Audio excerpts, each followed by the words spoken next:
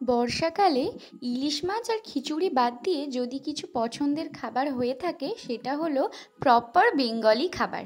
সেটাই ট্রাই করার জন্য আজকে বেরিয়ে গিয়েছিলাম, আর বাইরে তেমনই সুন্দর বৃষ্টিমুখর দিন ছিল।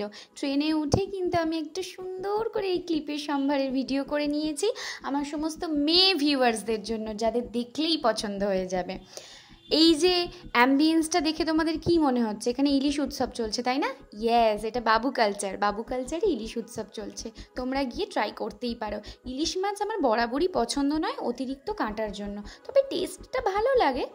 হ্যাঁ, তো যাই হোক, আমি কি বলছিলাম, আমি বাবু কালচারে এসে চিংড়ি থালি অর্ডার করেছিলাম, মানে মহাভোজ থালি অর্ডার করেছিলাম, যার সাথে প্রথমেই আমাকে কমপ্লিমেন্টারি ড্রিঙ্ক হিসাবে এই আমপান্নাটা দিয়েছিল।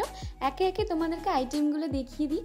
প্রথমে ছিল সাদা ভাত, তারপরে ছিল বাসন্তী পোলাও, ফিশ ফ্রাই, বেগুনি, ঝুড়ি ঝুড়ি আলু ভাজা, শুক্তো, ডাল, তারপরে আলুর দম, 2 পিস লুচি, আর স্পেশাল আইটেম 2টো চিংড়ির মালাইকারি। আর বরিশালের চিকেন বাটাটা কিন্তু তোমরা অবশ্যই ট্রাই করো ওখানে গেলে, ওটা থালির সাথে দেয়। অসাধারণ খেতে ছিল, টেস্টটা না আমি আর জাস্ট ভুলতে পারছি না।